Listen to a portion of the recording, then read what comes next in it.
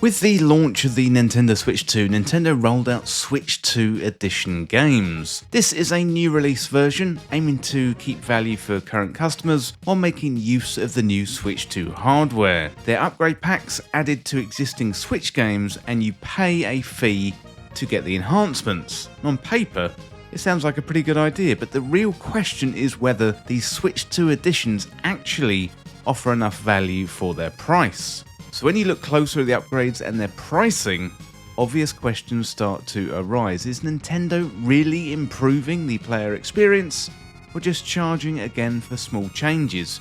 Right now, it feels like players are being asked to pay for upgrades that don't offer clear benefits, and that makes these Switch 2 editions seem less valuable. So today, I'm going to be diving into the topic of Nintendo Switch 2 edition games, and I would love to hear your thoughts in the comments below.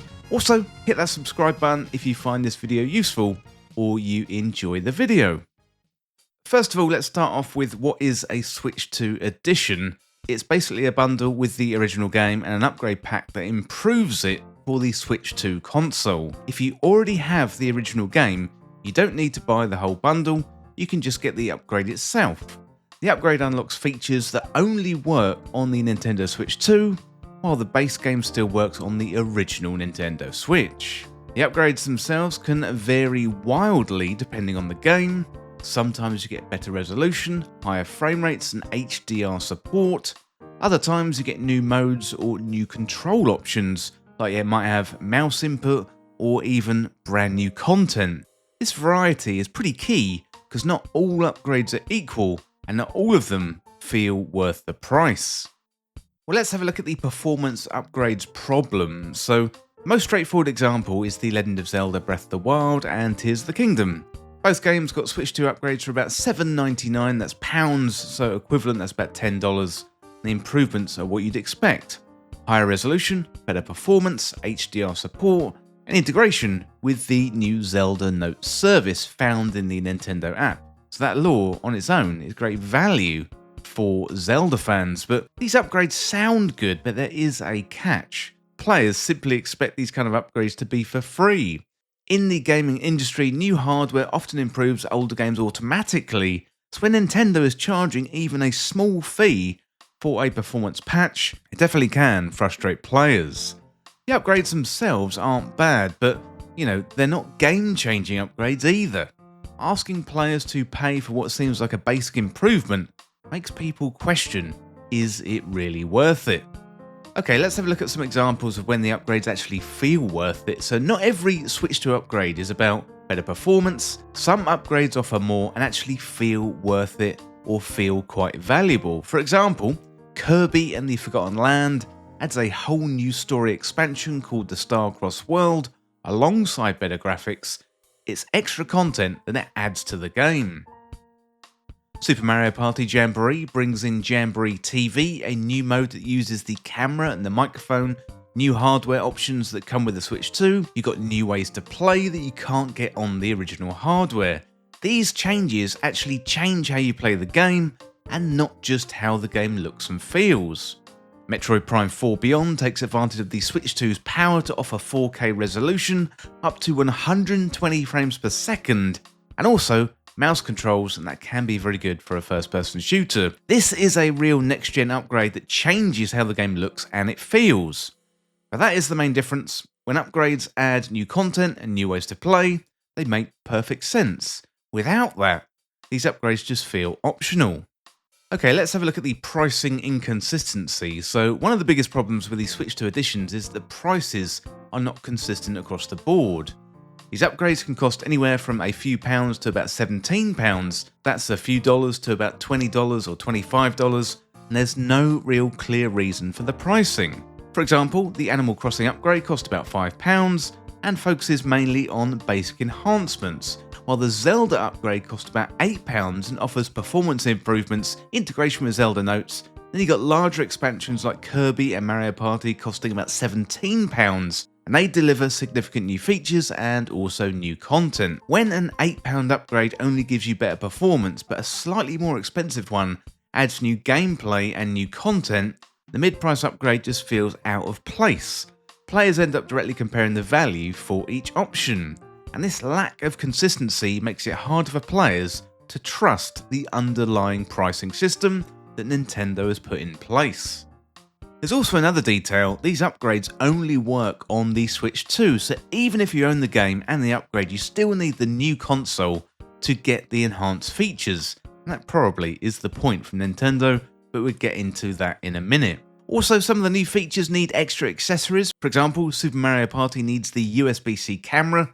I don't know about you, I bought a USB-C camera when the Switch 2 came out.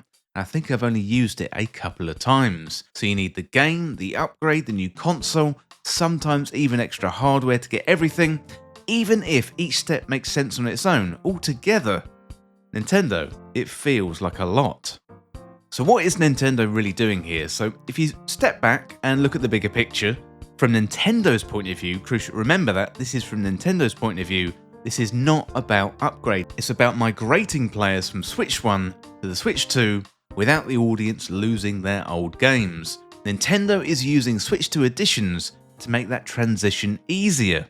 At the same time, this approach lets Nintendo keep its biggest games relevant, show off new hardware features, and crucially, make more money without having to remake games from scratch. From a business perspective, it might be a smart move, but for players, it's a balancing act.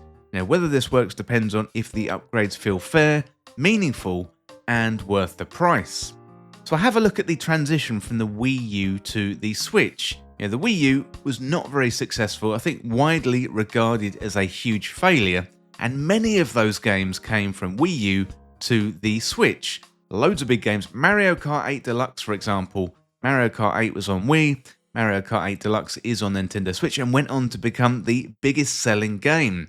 You got Breath of the Wild. Yes, it was at the end of the generation, but it's still released on the Wii U at the same time, mind, as the Switch.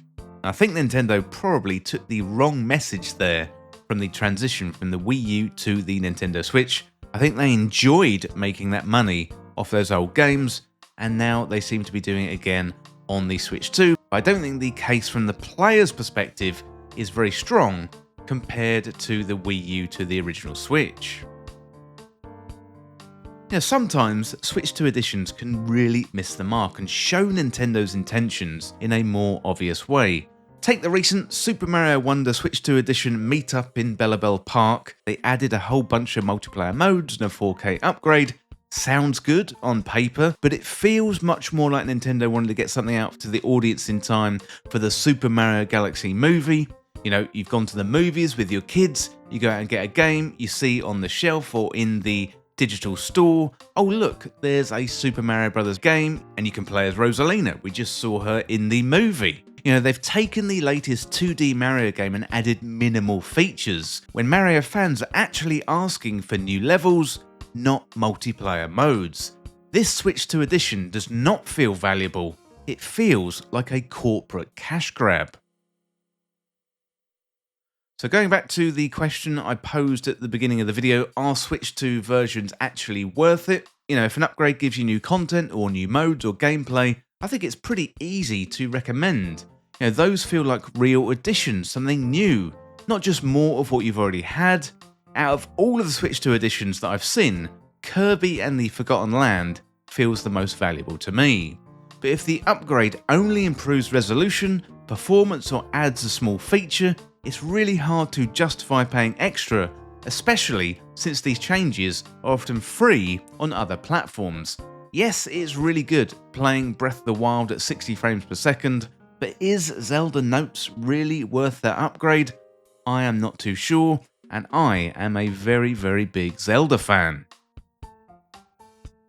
Switch 2 editions are inconsistent. Some are great, while others feel quite unnecessary. Until Nintendo offers clearer and more consistent value, players are going to keep wondering if these upgrades are really worth the money. If Nintendo focuses on meaningful expansions and new features that clearly add value, Switch 2 editions could become a main reason to upgrade to the Switch 2.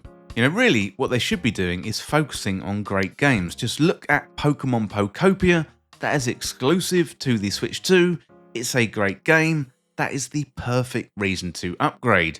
Just putting out a half-arsed Switch 2 edition that is really not going to help migrate your audience, Nintendo. You're just going to simply have to work a little bit harder. If Nintendo keeps charging for basic improvements, Switch 2 editions could end up feeling like players are paying for things that should have been standard, should have been free, which hurt the value that Nintendo promises. And at the end of the day, this is going to shape how people see the Switch 2 for years to come. Okay, let me know in the comments, what do you think about the Switch 2 editions? Give me some examples of your favourite Switch 2 editions, and give me some examples of the ones that you think aren't really very good value at all. Do you want to see more Switch 2 editions? And what do you want to see in the future? I would love to hear what you think. That is it for this video today, looking at are Switch 2 versions actually worth it? And as always, thank you so much for watching or for listening. Don't forget to hit that subscribe button down below for even more Nintendo content here on Power Up Direct. Thanks again, I shall see you real soon.